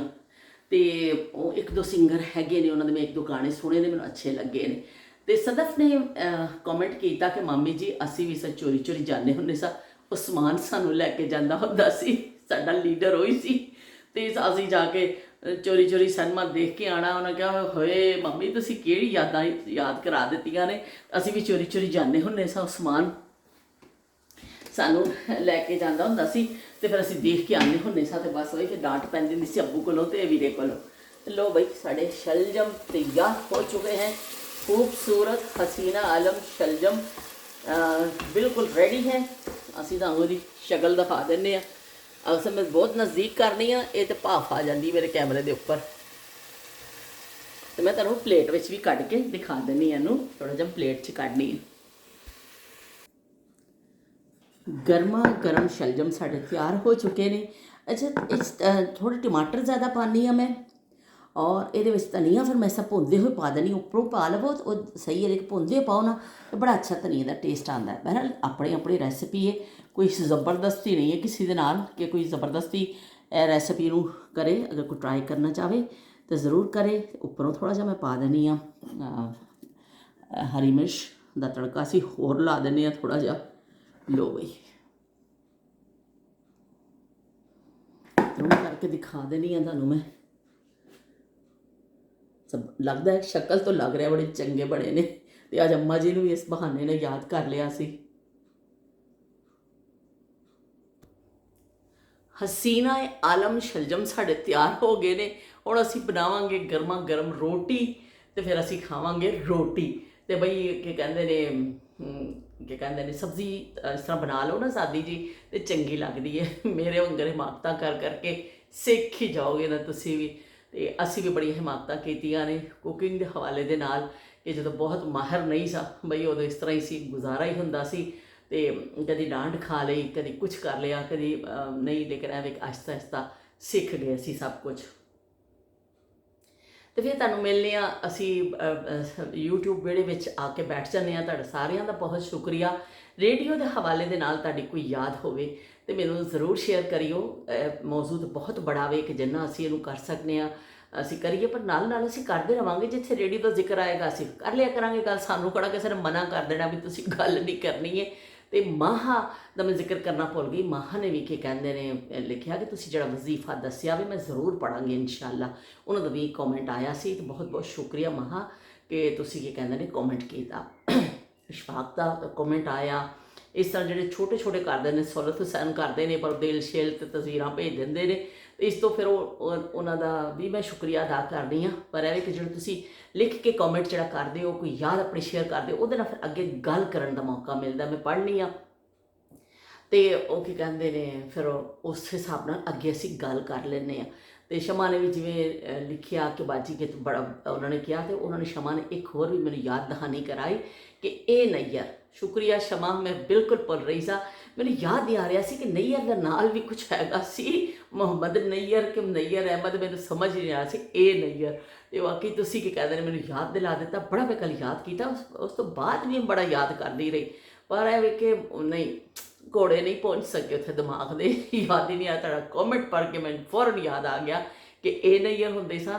ਤੇ ਇੱਕ ਨਈਅਰਾ ਨੂਰ ਦੀ ਵੀ ਆਵਾਜ਼ ਬੜੀ ਜ਼ਬਰਦਸਤ ਸੀ, ਬੜੀ ਬਰੀਕ ਔਰ ਸੁਰੀਲੀ ਆਵਾਜ਼ ਜਿਹਨੂੰ ਕਹਿੰਦੇ ਨਾ ਉਹ। ਤੇ ਨਾਹਿਦ ਅਖਤਰ, ਉਹੀ ਨਾਹਿਦ ਅਖਤਰ ਨੂੰ ਦੇਖੋ ਭੁੱਲ ਗਿਆ ਸੀ ਕਿ ਨਾਹਿਦ ਅਖਤਰ ਦੀ ਆਵਾਜ਼ ਸੀ ਬਿਜਲੀ। ਇੰਨੀ ਪਿਆਰੀ ਕੜਕਦੀ ਖਨਕ ਦੀ ਕਿ ਆਵਾਜ਼ ਜਿਹੜੀ ਹੁੰਦੀ, ਖਨਕ ਵਾਲੀ ਆਵਾਜ਼ ਨਾਹਿਦ ਅਖਤਰ ਦੀ, ਬੜੀ ਪਿਆਰੀ ਆਵਾਜ਼। ਬਹੁਤ ਹੀ ਅੱਛੇ ਅੱਛੇ ਉਹਨਾਂ ਨੇ ਗਾਣੇ ਗਾਏ। ਔਰ ਮੇਰਾ ਖਿਆਲ ਹੈ ਜਿਹੜਾ ਸ਼ਬੀਰ ਹੁਸੈਨ ਸਾਹਿਬ ਨੇ ਕਿਹਾ ਕਿ ਐਸੇ ਮੌਸਮ ਮੇ ਚੁੱਪ ਕਿਉਂ ਹੋ ਕਾਨੋਂ ਮੇ ਰਸ ਘੋਲੋ, ਤੇ ਉਹ ਵੀ ਸ਼ਾਇਦ ਇਹਨਾਂ ਦੀ ਹੀ ਨਹੀਂ, ਜਿਹੜਾ ਪਹਿਲੇ ਮੈਂ ਗਾਣਾ ਗਾਇਆ ਕੁਛ ਦੇਰ ਤੋਂ ਰੁਕ ਜਾਓ ਬਰਸਾਤ ਕੇ ਬਹਾਨੇ, ਸ਼ਾਇਦ ਇਹ ਵੀ ਨਾਹਿਦ ਅਖਤਰ ਦੀ ਆਵਾਜ਼ ਵਿੱਚ ਇਹ ਗਾਣਾ, ਕੁਛ ਦੇਰ ਤੋਂ ਰੁਕ ਜਾਓ ਬਰਸਾਤ ਕੇ ਬਹਾਨੇ। ਤੇ ਮੈਨੂੰ ਲੱਗ ਰਿਹਾ ਹੈ ਕਿ ਨਾਹਿਦ ਅਖਤਰ ਦੀ ਆਵਾਜ਼ ਦਾ ਇਹ ਗਾਣਾ ਮੈਂ। ਨਾਹਿਦ ਅਖਤਰ ਦੀ ਆਵਾਜ਼ ਵੀ ਬਈ ਜ਼ਬਰਦਸਤ ਆਵਾਜ਼ ਸੀ ਕਿ ਉਹਨਾਂ ਨੇ ਬੜੇ ਹਿੱਟ ਗਾਣੇ ਉਹਨਾਂ ਨੇ ਵੀ ਦਿੱਤੇ। ਤੇ ਇਸ ਤਰ੍ਹਾਂ ਉਹੀ ਕਹਿ ਰਹੇ ਕਿ ਬਹੁਤ ਬੜੇ ਬੜੇ ਨਾਂ ਨੇ, ਬੜੇ ਬੜੇ ਉਹ ਨੇ ਕਿ ਅਸੀਂ ਵੀ ਭੁੱਲ ਜਾਂਦੇ ਆਵਾਜ਼ ਦਵਾ ਵਿੱਚ। ਪਰ ਸਭ ਤੋਂ ਵੱਡਾ ਫਾਇਦਾ ਇਹ ਹੀ ਹੈ ਸਾਡੇ ਵਿਹੜੇ 'ਚ ਇਕੱਠੇ ਹੋਣ ਦਾ ਕਿ ਜਿਵੇਂ ਮੈਂ ਇਹ ਨਈਅਰ ਭੁੱਲ ਗਈ ਤੇ ਸ਼ਮਾ ਨੇ ਮੈਨੂੰ ਯਾਦ ਕਰਾ ਦਿੱਤਾ। ਕੁਝ ਚੀਜ਼ਾਂ ਭੁੱਲ ਜਾਂਦੀਆਂ, ਸ਼ਬੀਰ ਹੁਸੈਨ ਯਾਦ ਕਰਾ ਦਿੰਦੇ ਨੇ, ਕਦੀ ਉਜ਼ਮਾ ਮੇਰੀ ਤਸੀਹ ਕਰ ਦਿੰਦੀ। ਇਸ ਤਰ੍ਹਾਂ ਫਿਰ ਅਸੀਂ ਆਪਸ 'ਚ ਮਿਲ ਜੁਲ ਕੇ ਤੇ ਅਸੀਂ ਉਸ ਵਿਹੜੇ 'ਚ ਇਕੱਠੇ ਹੋ ਜਾਂਦੇ ਹਾਂ। YouTube ਫੈਮਿਲੀ ਇਕੱਠੀ ਹੋ ਜਾਂਦੀ ਹੈ, ਨਾਯਾਬ ਦੋਸਤ ਅਸੀਂ ਇਕੱਠੇ ਹੋ ਜਾਂਦੇ ਹਾਂ। ਤੇ ਨਾਯਾਬ ਕਮੈਂਟ ਤੁਸੀਂ ਜਿਹੜੇ ਕਰਦੇ ਹੋ ਨਾ, ਉਹ ਵਾਕਈ ਮੇਰੇ ਵਾਸਤੇ ਨਾਯਾਬ ਨੇ। ਮੈਂ ਤੁਹਾਨੂੰ ਕੱਲ੍ਹ ਵੀ ਕਿਹਾ ਸੀ ਕਿ ਮੈਂ ਬੜੀ ਦਿਲੀ ਤੁਹਾਡੀ ਸ਼ੁਕਰਗੁਜ਼ਾਰ ਹਾਂ ਕਿ ਤੁਸੀਂ ਮੇਰੇ ਨਾਲ ਆ ਕੇ ਮੇਰੇ ਵਿਹੜੇ 'ਚ ਬੈਠਦੇ ਹੋ। ਮੇਰੇ ਵਿਹੜੇ 'ਚ ਬੈਠਦੇ ਹੋ ਤੇ ਮੇਰੀਆਂ ਜਿਹੜੀਆਂ ਨਾ ਹਿਮਾਕਤ ਭਰੀਆਂ ਗੱਲਾਂ ਜਿਹੜੀਆਂ ਨੇ, ਹਿਮਾਕਤ ਜਿਹੜੀਆਂ ਮੇਰੀ ਬਰਦਾਸ਼ਤ ਕਰਦੇ ਹੋ, ਤੁਸੀਂ ਸੁਣਦੇ ਹੋ ਮੈਨੂੰ, ਤੇ ਮੈਨੂੰ ਬੜਾ ਚੰਗਾ ਲੱਗਦਾ ਵੇ। ਤੇ ਕੀ ਕਹਿੰਦੇ ਨੇ, ਮੈਂ ਤੁਹਾਨੂੰ ਕਿਹਾ ਨਾ ਕਿ ਮੈਂ ਪੰਜਾਬੀ ਗਾਣੇ ਜ਼ਰਾ ਸ਼ੌਕੀਨ ਆ, ਪੰਜਾਬੀ ਗਾਣਿਆਂ ਦੀ। ਤੇ ਉਹ ਇੱਕ ਮੈਂ ਗਾਣਾ ਮੇਰਾ ਖਿਆਲ 4-5 ਸਾਲ ਪਹਿਲੇ ਸੁਣਿਆ।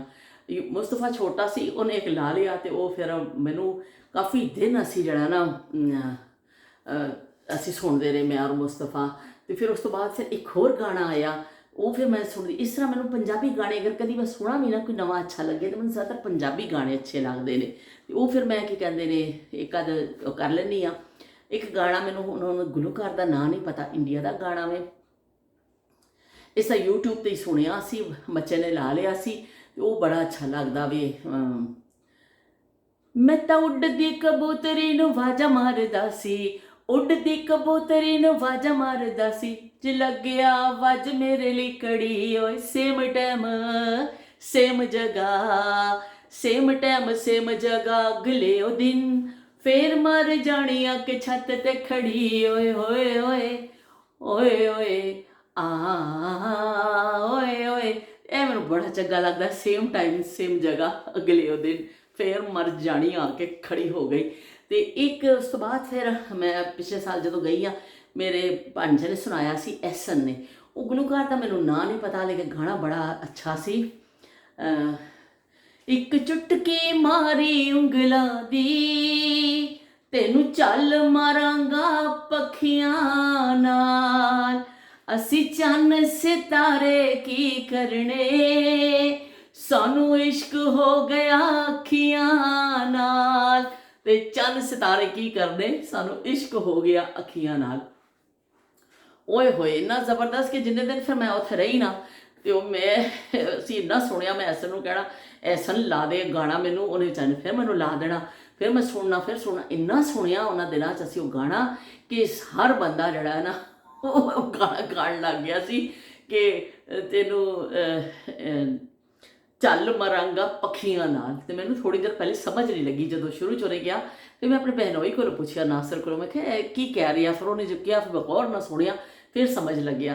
ਪਰ ਗਾਣਾ ਬੜਾ ਜ਼ਬਰਦਸਤ ਤੇ ਅਸੀਂ ਚੰਨ ਸਿਤਾਰੇ ਕੀ ਕਰਨੇ, ਸਾਨੂੰ ਇਸ਼ਕ ਹੋ ਗਿਆ ਅੱਖੀਆਂ ਨਾਲ। ਤੇ ਚਲੋ ਜੀ, ਹੁਣ ਫਿਰ ਚੱਲਦੇ ਹਾਂ। ਤੁਸੀਂ ਰੇਡੀਓ ਦੇ ਹਵਾਲੇ ਨਾਲ ਜੋ ਤੁਹਾਡੀ ਕੋਈ ਯਾਦ ਹੋਵੇ ਮੇਰੇ ਨਾਲ ਜ਼ਰੂਰ ਸ਼ੇਅਰ ਕਰਿਓ। ਪਸੀਨੋ ਪਸੀਨ ਮੈਂ ਹੋ ਗਈ ਹੈ, ਤੋਬਾ ਹੱਦ ਮੁੱਕੀ ਪਈ ਹੈ। ਵੈਸੇ ਅਸੀਂ ਕੀ ਕਹਿੰਦੇ ਨੇ, ਥੋੜ੍ਹਾ ਜਿਹਾ ਬਾਹਰ ਦਾ ਚੱਕਰ ਲਾਈਏ। ਹੋਏ ਮੈਨੂੰ ਬੜੀ ਗਰਮੀ ਲੱਗ ਗਈ ਇੱਕਦਮ ਨਾ। ਤੇ ਚਲੋ, ਮੈਂ ਬਾਹਰ ਦਾ ਤਾਂ ਪਹਿਲੇ ਹੀ ਤੁਹਾਨੂੰ ਦਿਖਾ ਦਿੱਤਾ ਸੀ ਕਿ ਅੱਜ ਧੁੱਪ ਹੈ, ਲੇਕਿਨ ਚਲੋ ਅਸੀਂ ਥੋੜ੍ਹਾ ਜਿਹਾ ਤੁਹਾਨੂੰ ਖੁਦਾਫਿਜ਼ ਜਿਹੜਾ ਕਹਿਣਾ ਵੀ, ਉਹ ਬਾਹਰ ਦੀ ਹਵਾ ਵਿੱਚ ਖੜੇ ਹੋ ਕੇ ਕਹਿ ਦਿੰਦੇ ਹਾਂ ਕਿ ਤੁਹਾਨੂੰ ਅੱਲਾ ਹਾਫਿਜ਼ ਮੈਂ ਕਹਿੰਦੀ ਹਾਂ। ਉਹ ਡੋਗੀ ਲੈ ਕੇ ਭਾਈ ਪਿਆ ਫਿਰਦਾ ਆਪਣਾ, ਇਹ ਤਾਂ ਬੜਾ ਅੱਛਾ ਲੱਗਦਾ। ਪੈਟ ਲੈ ਕੇ ਜਾਂਦੇ ਨੇ ਨਾ, ਸੈਰ ਕਰਾਉਂਦੇ ਨੇ। ਫਿਰ ਐਸੇ ਮੌਸਮ 'ਚ ਤਾਂ ਬੜਾ ਲੋਕ ਨਿਕਲਦੇ ਨੇ। ਤੇ ਅੱਜ ਮੌਸਮ ਕਦਰੇ ਬਿਹਤਰ ਹੈ, ਅਲਹਮਦੁਲਿਲਾ ਕਿ ਸਨੀ ਦੇਵੇ। ਤੇ ਤੁਹਾਨੂੰ ਪਿੱਛੇ ਦਾ ਇਹ ਦੇਖ ਲਓ, ਕਰਮ ਨਜ਼ਾਰਾ ਜਦ ਉਹਦੀ ਤਸਵੀਰ ਦਾ ਪੈਂਦਾ ਏ ਭੁਲੇਖਾ ਮੈਨੂੰ ਸੋਹਣੀ ਸੱਸੀ ਹੀਰ ਦਾ। ਕਰਮ ਨਜ਼ਾਰਾ ਜਦ ਉਹਦੀ ਤਸਵੀਰ ਦਾ। ਲਓ ਬਈ, ਤਸਵੀਰ ਦਾ ਨਜ਼ਾਰਾ ਕਰ ਲਵੋ। ਅਸੀਂ ਤੁਹਾਨੂੰ ਦਿਖਾ ਦਿੱਤਾ, ਕੁਦਰਤ ਦੀ ਤਸਵੀਰ ਦਿਖਾਈ ਹੈ, ਹਸੀਨ ਸ਼ਾਹਕਾਰ। ਤੇ ਦੇਖ ਲਓ, ਨਜ਼ਾਰਾ ਕਰ ਲਵੋ। ਤੇ ਫਿਰ ਤੁਹਾਡੇ ਨਾਲ ਮਿਲਦੇ ਆ। ਅੱਲਾ ਹਾਫਿਜ਼। ਤੇ ਗੋਂਗਲੂ ਦਾ ਵੀ ਮੇਰਾ ਦੱਸਿਓ ਕਿ ਤੁਹਾਨੂੰ ਮੇਰੇ ਗੋਂਗਲੂ ਕੈਸੇ ਲੱਗੇ। ਤੇ ਅਸੀਂ ਜਦ ਛੋਟੇ ਹੁੰਦੇ ਸਾਂ ਨਾ, ਕੱਚੇ ਗੋਂਗਲੂ ਮੈਂ 1-2 ਪੀਸ ਰੱਖਿਆ, ਹੁਣ ਮੈਂ ਕੱਚਾ ਖਾਵਾਂਗੀ, ਹਲੇ ਮੈਂ ਖਾਧਾ ਨਹੀਂ ਹੈ। ਤੇ ਗੋਂਗਲੂ ਕੱਚੇ ਵੀ ਖਾਂਦੇ ਹੁੰਦੇ ਸਾਂ। ਤੇ ਆਪਸ 'ਚ ਬੱਚੇ ਖੇਡਦੇ ਕਰਦੇ ਸਾਂ, ਸਾਈਂ ਸਾਈਂ ਸਾਈਂ ਕੱਚੇ ਗੋਂਗਲੂ ਨਾ ਖਾਈ, ਢਿੱਡ ਪੀੜ ਹੋਵੇਗੀ, ਵਹੁਟੀ ਗੁੱਸੇ ਹੋਵੇਗੀ।